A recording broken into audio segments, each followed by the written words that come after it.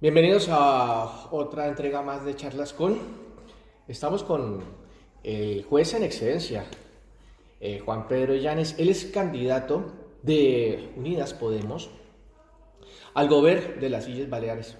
Cordial saludo y bueno, Bienvenidos y gracias por la invitación. ¿por qué un juez actualmente en excedencia se mete en este complicado mundo de la política? Bueno, después de 27 años activo en la carrera judicial, me propusieron poder participar en la política, me propusieron participar no en los partidos clásicos, sino en un partido emergente como era Podemos en el año 2015. Me pareció una oportunidad interesante, compartía muchos de los aspectos que contenía el programa de Podemos y después de un breve periodo de reflexión y de consultarlo con las personas más cercanas a mí, pues decidí que era un buen momento para dar el salto a la política y no me he arrepentido ni un minuto desde aquel día, o sea que muy bien. Incluso se sacrifican, digo entre comillas, se sacrifican investigaciones importantes o casos importantes como de Iñaki, Cristina Borbón. ¿Le costó trabajo en esa época? No me costó ningún trabajo. Y ahora que tengo perspectiva de cómo estaba en aquel momento profesionalmente, no me arrepiento ni un minuto de haber tomado la decisión de no presidir el caso NOS, que bueno, había sido producto simplemente de las normas de reparto en la Audiencia Provincial de Palma, para implicarme en política. Por lo tanto, coherente con la decisión que tomé en aquel lejano noviembre de 2015 y bueno, y dispuesto a seguir en la política activa. Hay muchos proyectos, imagino que hay muchas cosas dentro de la programación de Podemos para la comunidad autónoma, pero ¿cuál puede resaltar? ¿Cuál es el lema, como me lo acaba de decir, o lo más importante que le puede ofrecer a la gente de Baleares usted? Insistir en la protección de los derechos de los ciudadanos y ciudadanas de Baleares. Eso es lo que quiere reflejar el lema que hemos elegido. La vida en el centro no tiene nada que ver o no tiene nada que hacer con una posición política determinada. Quien piense que Unidas Podemos está en el centro del tablero político es un ingenuo o una ingenua. Lo que queremos poner de manifiesto es que frente a los problemas clásicos de la política, que suelen ser problemas económicos y que no ignoramos, porque la economía forma parte del núcleo de la vida cotidiana de las personas, lo que queremos hacer es ahondar en las políticas de bienestar que hemos iniciado apoyando el Gobierno en estos últimos 4 años. Y por lo tanto lo que queremos es situar los derechos de las personas en el centro de la política. Y de eso va nuestro lema. Y por lo tanto estamos hablando de vivienda, estamos hablando de renta social garantizada, estamos hablando de territorio, estamos hablando de medio ambiente, estamos hablando de problemas que afectan a la cotidianidad de quienes viven en la Comunidad Autónoma de Baleares. Usted acaba de tocar un tema muy importante que es la vivienda. Hay muchísimas solicitudes, por ejemplo, en el IVABI. ¿Qué hacer para solucionar esta problemática que ha sido tan controvertida en esta legislatura? ¿Qué hacer? Es la gran pregunta y es la gran cuestión que debemos afrontar en esta legislatura que comenzará a partir del día 27 de mayo. Bueno, pues apostar por la creación de vivienda social en esta comunidad autónoma. Hemos empezado, pero estos han sido los primeros balbuceos.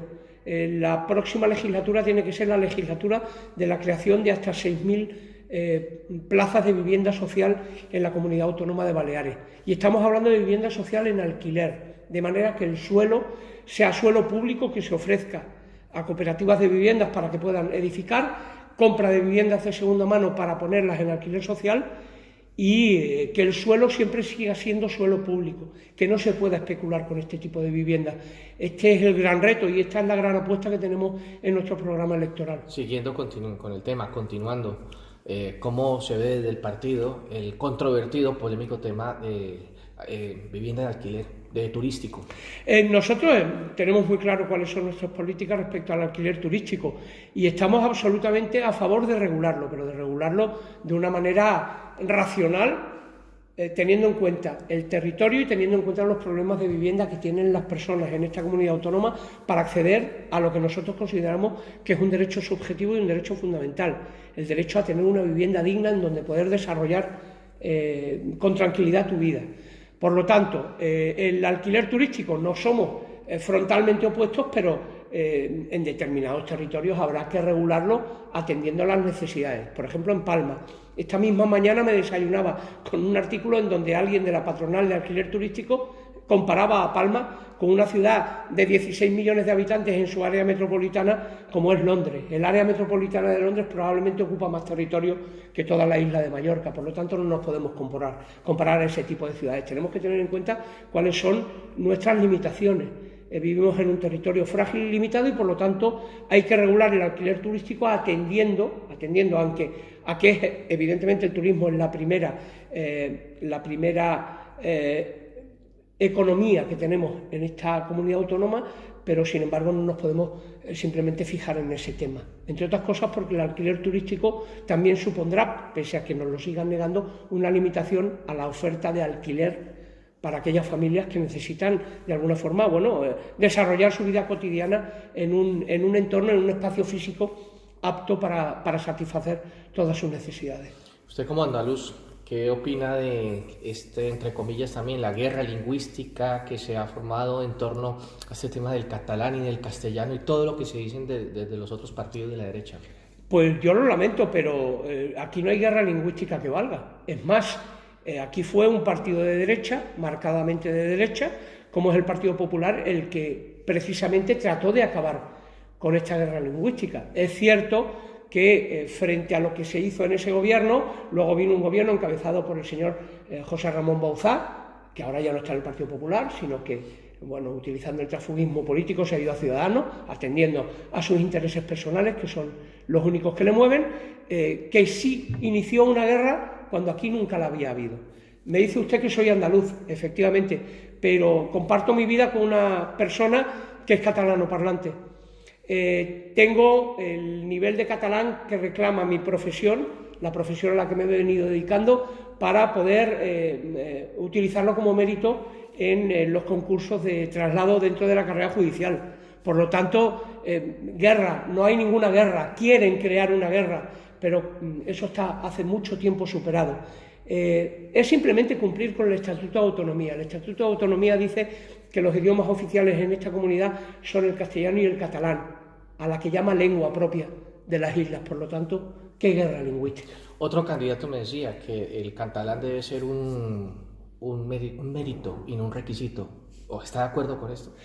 A mí me parece que el catalán tiene que ser una cuestión que no provoque ningún tipo de tensión en esta sociedad.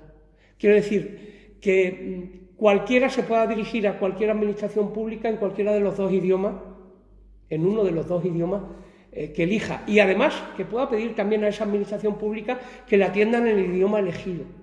¿Por qué tenemos que establecer la prioridad del castellano sobre el catalán? No. Teniendo en cuenta además que para determinados puestos en la administración lo que se está reclamando es un conocimiento básico del catalán para que si algún paciente quiere utilizar ese idioma, por ejemplo en la sanidad, pues pueda ser atendido en ese idioma y que las explicaciones que le dé el médico, el profesional que le atienda, la enfermera, el médico que le atienda, pues sean perfectamente comprensibles para una persona que ha elegido tener esa relación personal en un idioma absolutamente respetable como es el catalán, que insisto, nuestro propio Estatuto de Autonomía le llama lengua propia de las islas. Por lo tanto, me parece que reconocerlo en algunos casos, no como mérito, sino como requisito, forma parte de la normalidad democrática que nos dimos en estas islas cuando aprobamos el Estatuto de Autonomía. Llevamos más de 8 minutos o 9 minutos en esta entrevista. Como se dará cuenta, Baleares Sin Fronteras no hemos hablado nada de inmigración. Pues nosotros aquí hablamos también en clave de ciudadanía. Hay mucha gente que ha venido, se ha integrado a las islas, sobre todo que muchas personas tienen la nacionalidad, muchos hijos de inmigrantes. Desde luego, pues ustedes, aunque no tengan la competencia a nivel estatal, porque usted se presenta a nivel autonómico a estas Islas Baleares, pero ¿qué opina o cuáles serían sus políticas de integración dentro de con la comunidad inmigrante? ¿Y usted qué opina de los discursos que se están entregando respecto a la inmigración, sobre todo, no solamente aquí en esta comunidad autónoma, sino en el resto de España? Es un tema complicado y es un tema para el que hay una difícil solución, entre otras cosas porque no somos capaces de ponernos de acuerdo todos los partidos políticos en qué habría que hacer. Tenemos las cosas muy claras. Primero, Baleares es una tierra de acogida y creo que históricamente es un ejemplo perfecto. Aquí en Unidas Podemos hemos tenido contactos frecuentes y seguimos teniendo contactos frecuentes con quienes representan a los que han venido a buscar una vida mejor aquí. Primera cuestión, mientras no demos futuro en los países de origen de las personas que vienen aquí, difícilmente podremos ponerle soluciones eficaces e inteligentes al problema de la inmigración. Las concertinas en la valla de Melilla o en Ceuta no son una solución inteligente. Por lo tanto, dar futuro en África, en América Latina, a aquellas personas que tienen que tomar una decisión tan terrible como abandonarlo todo, su familia, su medio de vida, el lugar en donde han desarrollado habitualmente su vida cotidiana para jugarse la vida y venir aquí. ¿En qué condiciones? En segundo lugar, ser mucho más generosos a la hora de dotar de todos los servicios públicos a quienes están irregulares en este país y además procurar políticas activas para que los que están irregulares dejen de serlo. Tercero, habrá que empezar a ser mucho más sensible acerca de qué ocurre con los que son nacidos en España de padres extranjeros.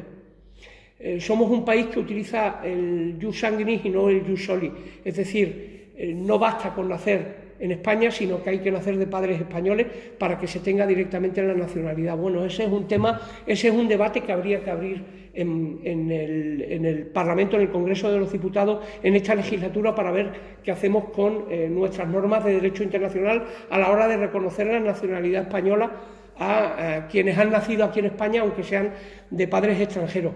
Y sobre todo, bueno, seguir ofreciendo oportunidades a toda esa población inmigrante que en el fondo lo que hace es trabajar para que aquí cada vez tengamos unos estándares de calidad de vida mejores. Ellos también contribuyen a crear el estado del bienestar y también deben recibir los beneficios de ese estado del bienestar. Se ha criticado también bastante desde otros partidos, desde la derecha, el tema de los refugiados, la acogida en esta comunidad autónoma. Insisto, Baleares tiene que convertirse o tiene que seguir siendo un lugar amable de acogida. Si algo destaco yo de la sociedad de Baleares, y es un tema que nos gusta mucho poner de relieve cuando hacemos discurso político en Unidas Podemos, es el carácter mestizo de esta sociedad. Como tierra de oportunidades ha recibido a muchísima gente que ha venido a buscar lo que no tenía en sus lugares de origen y por lo tanto, quiero decir, en aquellas personas que han tenido que huir de sus territorios por cuestiones de persecución política, de persecución étnica, por razones de guerra, que aquí no seamos capaces de ofrecerles refugio, creo que dice muy poco acerca de la sanidad democrática, o diría muy poco acerca de la sanidad democrática de esta sociedad. Por lo tanto, evidentemente hay que ser generoso con quien ha tenido que huir de su país porque no le ha quedado más remedio, no porque haya querido mejorar su vida, sino porque no había ningún tipo de futuro en el lugar en donde vivía. Todo parece indicar que los pactos están de moda, sobre todo en esta legislatura. ¿Cómo se llevan con Francina Armengol, con la gente de MES? ¿Usted ve también, obviamente, factible un pacto? Nosotros hemos sido la fuerza política que ha conseguido que por primera vez en esta comunidad autónoma durante la anterior legislatura haya habido un gobierno que se pueda llamar gobierno progresista y gobierno de izquierda. Se habla de los pactos de progreso que existieron antes, pero había un partido que acabó convertido en una asociación de malhechores que se llamaba Unión Mallorquina. Si no existiese Unidos Podemos, no habría habido gobierno progresista en esta comunidad autónoma en la anterior legislatura.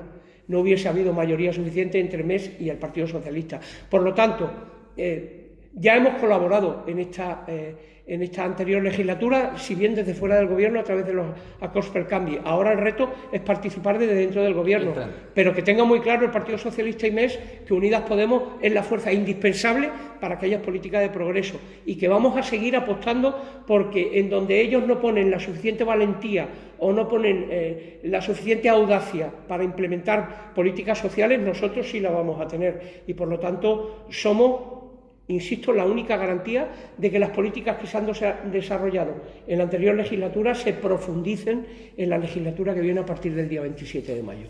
Señor Juan Pedro Illanes, la misma pregunta que le hice a Alberto Jarabo, candidato a la alcaldía del Ayuntamiento de Palma, a Eduardo Zúñiga, que es el candidato a la alcaldía de Llucmayor de Unidas Podemos, se la hago a usted, porque es importante, sobre todo por el contenido del periódico. Venezuela, me salgo del contexto autonómico, desde luego. Su opinión respecto a Venezuela. Es un tema enormemente complicado y no soy un experto en relaciones internacionales, por lo tanto... A título personal. A título personal, tengo un vínculo de cariño con Venezuela porque, viajé a ese país en el año 1991, teniendo en cuenta una cosa, en aquel momento Venezuela podía ser tratada como una democracia estándar, digamos, pero cuando yo llegué al país, el fiscal general del Estado, el procurador general de la República estaba huido en Miami. Y me acuerdo que cuando llegué a Venezuela me contaban los enormes problemas de corrupción que había en la sociedad venezolana y que había en el poder venezolano. ¿Eso quiere decir que lo que ahora ocurre en Venezuela sea mejor que lo que había entonces? No es verdad. Aunque sí que es verdad que hubo un momento de respiro, que hubo un momento de futuro con Hugo Chávez. ¿Maduro representa lo mismo que representó Hugo Chávez en Venezuela? Sinceramente no. Es cierto que ese régimen no ha recogido todo lo bueno que se podía haber hecho en Venezuela después de la llegada al poder de Hugo Chávez. Pero sinceramente creo que la situación que ahora mismo hay en Venezuela, con un Maduro encastillado en el poder, con un Guaidó cuya legitimidad no se sabe muy bien de dónde sale, creo que no hemos estado en España a la altura de lo que Venezuela reclamaba. Creo que Venezuela reclama mucho diálogo y mucho apoyo por parte de los países que tenemos vínculos sentimentales o económicos con Venezuela para que efectivamente el problema de Venezuela no degenere en un enfrentamiento civil de consecuencias imprevisibles.